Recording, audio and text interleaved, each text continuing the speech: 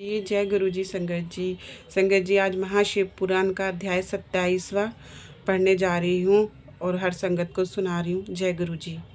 ओम नमः शिवाय शिव जी सदा सहाय। ओम नमः शिवाय गुरु जी सदा सहाय। ओम नमः शिवाय शिव जी सदा सहाय। ओम नमः शिवाय गुरु जी सदा सहाय। जय गुरु जी।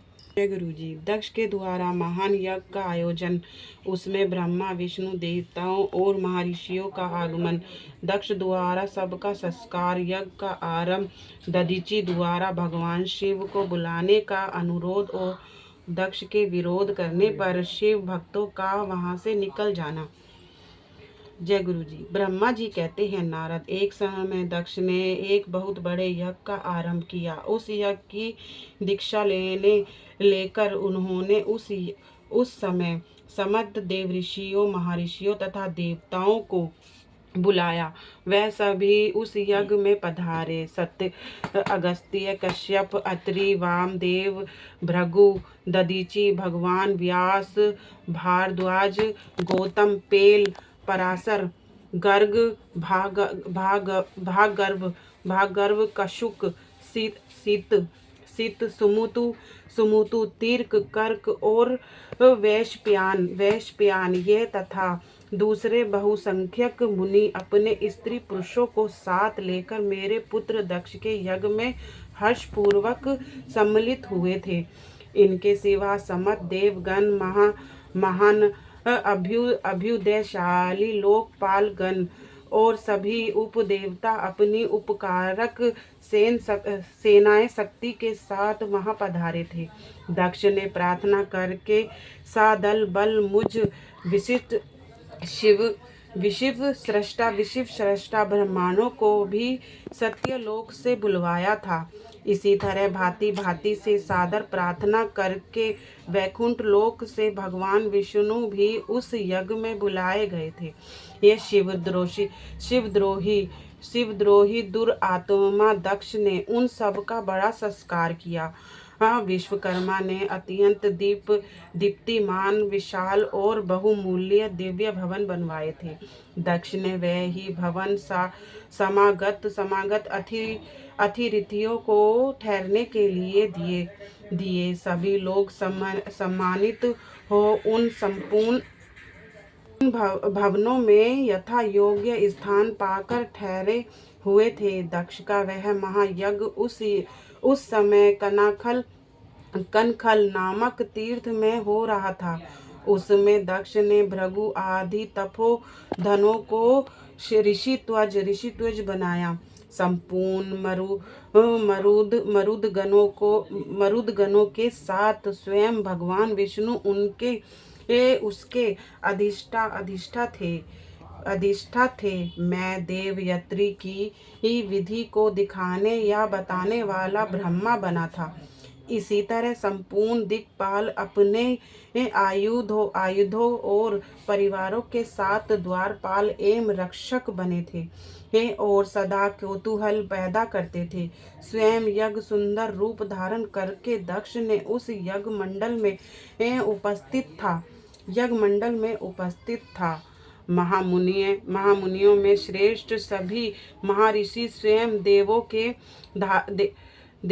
देवों के धारण करने वाले हुए थे। अग्नि के उस यज्ञ महाउत्सव में शीघ्र ही हविष्य ग्रहण करने के लिए अपने शास्त्रों रूप प्रकट किए थे।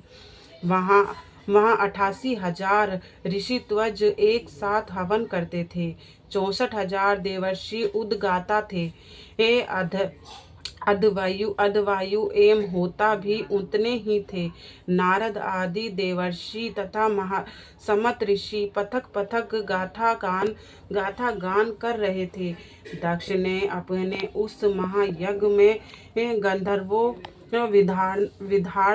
विधात धरो सिद्धियों, 12 आदित्यों, उनके गणों, यज्ञों तथा नागलोक में विचरने वाले समस्त नागों का भी बहुत ही बहुत ही बड़ी संख्या में वर्णन किया था। महर्षि, राजऋषि और देवर्षियों के समुदाय तथा बहुसंख्यक नरेश भी उसमें आमंत्रित थे, जो अपने मित्रों, मंत्रियों तथा सेनाओं के साथ आए थे। यजमान दक्ष ने उस यज्ञ में वसु आदि समस्त गणों देवताओं का भी वर्णन किया था। कौतुक और मंगलाचार करके जब दक्ष ने यज्ञ की दीक्षा ली तथा जब उनके लिए बार बार स्वादिष्ट वाचन किया जाने लगा, तब वह अपनी पत्नी के साथ बड़ी शोभा पाने लगे। ये इतना सब करने पर भी दुरात्मा दक्ष ने उस यज्ञ में भगवान शंभु को नहीं आमंत्रित किया। उनकी दृष्टि में कपालधारी होने के कारण वह निश्चय ही यज्ञ में भाग पाने योग्य नहीं थे। सती प्रजापति दक्ष की प्रिय पुत्री थी, जो भी कपाली की पत्नी होने के कारण दोषदर्शी दक्ष ने उन्हें अपने यज्ञ में नहीं बुलाया। इस प्रकार जब दक्ष का वह यज्ञ महाउत्सव आरंभ हुआ और उस यज्ञ मंडल में आए हुए सब ऋषि ध्वज अपने अपने कार्य में मगन हो गए, उस समय वहां भगवान शंकर को उपस्थित न देख शिव भक्त दधीचि का चित्त अत्यंत उद्वेलित हो उठा और वह यूं बोले। दधीचि ने कहा, मुख्य मुख्य देवताओं तथा महर्षियों, आप सब लोग प्रशंसा पूर्वक मेरी बात सुने। इस यज्ञ महाउत्सव में भगवान शंकर नहीं आए, इसका क्या कारण है? यद्यपि यह देवर्षीय बड़े बड़े मुनि और लोकपाल यहाँ पधारे हैं, तथापि उन महात्मा पिनाक पानी शंकर के बिना यह यज्ञ अधिक शोभा नहीं पा रहा है। बड़े बड़े विद्वान कहते हैं कि मंगल में भगवान शंकर की कृपा दृष्टि से ही समस्त मंगल कार्य संपन्न होते हैं, जिनका ऐसा प्रभाव है। वह पुराण पुरुष वृषभध्वज परमेश्वर नीलकंठ यहाँ क्यों नहीं दिखाई दे रहे?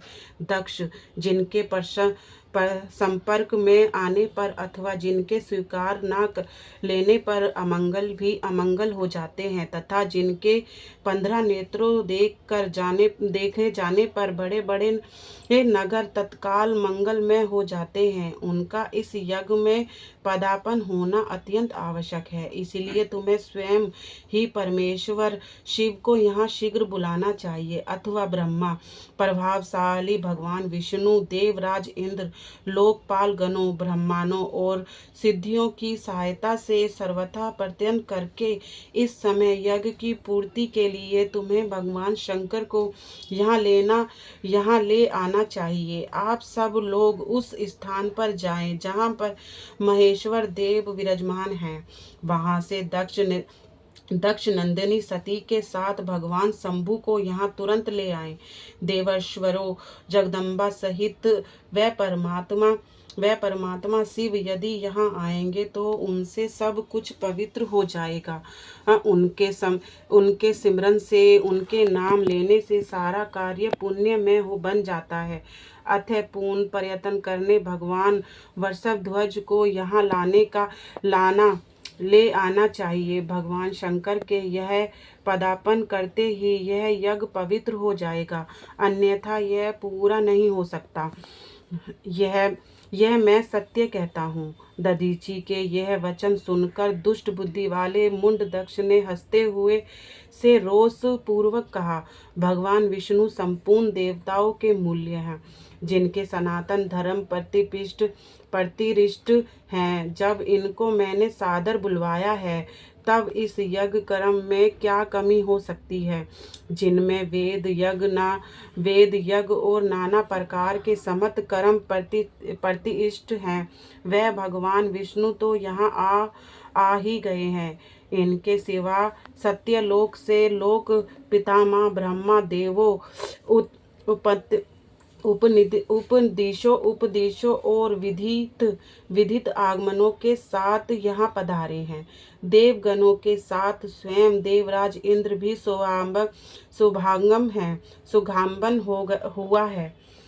हुआ है तथा आप जैसे निष्पाप महर्षि भी यहाँ आ गए हैं।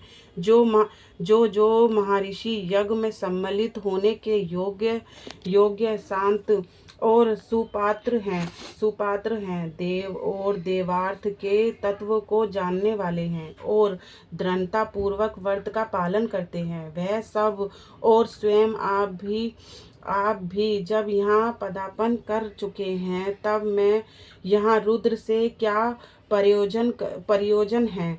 विप्रवर, मैंने ब्रह्मा जी के कहने से ही अपनी कन्या रुद्र को ब्याह दी थी। वैसे मैं जानता हूँ हर कुलीन नहीं है, उनके ना माता है ना पिता है, वह भूतों प्रेतों और पिशाचों के स्वामी हैं, अकेले रहते हैं। उनका अतिक्रम करना दूसरों के लिए अत्यंत कठिन है। वह आत्मा प्रसंग मूढ़ जड़ मौनी और ईर्ष्यालु हैं, इस यज्ञ कर्म में बुलाए जाने योग्य नहीं है, इसलिए मैंने उन्हें को यहाँ नहीं बुलाया है। अतः दगची जी, आपको फिर कभी ऐसी बात नहीं कहनी चाहिए। मेरी प्रार्थना है कि आप सब लोग मिलकर मेरे इस यज्ञ को सफल बनाएं। दक्ष की यह बात सुनकर दधीचि ने समस्त देवताओं और मुनियों के सुनते हुए यह सागर भर्तित बात कही। दधीचि बोले, दक्ष, उन भगवान शिव के बिना यह महायज्ञ अयज्ञ हो गया। अब यह यज्ञ कहलाने योग्य नहीं रह गया। विशेष इस यज्ञ में तुम्हारा विनाश हो जाएगा। ऐसा कहकर दधीचि दक्ष की यज्ञशाला से अकेले ही निकल पड़े और तुरंत अपने आश्रम को चले गए। ये तदंतर जो मुख्य विश्व शिव भक्त तथा शिव के मत का अनुसरण करने वाले थे, वह भी दक्ष को वैसा ही श्राप देकर तुरंत वहां से निकल गए और अपने आश्रम को चले गए। मुनिवर दधीचि तथा दूसरे ऋषियों के उस यज्ञ मंडल से निकल जाने पर दुष्ट बुद्धि शिवद्रोही दक्ष ने उन मुनियों का उपहास करते हुए कहा। दक्ष बोले, जिन्हें शिव प्रिय हैं, वह नाम मात्र के ब्रह्मा दधीचि चले गए। उन्हीं के समान जो दूसरे वह सभी यज्ञशाला से निकल गए। यह बड़ी शुभ बात हुई।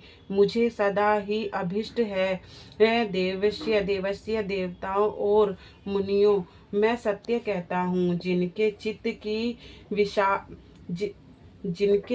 की विचार शक्ति नष्ट हो गई है, जो मन बुद्धि है और मिथ्यावाद में लगे हुए हैं, ऐसे वेद बहिकष्ट दुदाचारी लोगों को यज्ञ कर्म में त्याग ही देना चाहिए। विष्णु आदि आप सब देवताओं और ब्राह्मणों देववादी हैं, अतः मेरे इस यज्ञ को शीघ्र ही सफल बनाएं। ब्रह्मा जी कहते हैं, दक्ष की यह बात सुनकर शिव की माया से मोहित हुए समस्त देव ऋषि और यज्ञ में देवताओं का पूजन और हवन करने लगे। मुनिवर नारद, इस प्रकार उस यज्ञ को जो शाप मिला उसका वर्णन किया गया है। अब यज्ञ के विध्वंस की घटनाओं को बताना चाहता हूँ, आदर पूर्वक सुनो। जय गुरु जी। शुक्राना गुरु जी, अनंतम शुक्राना।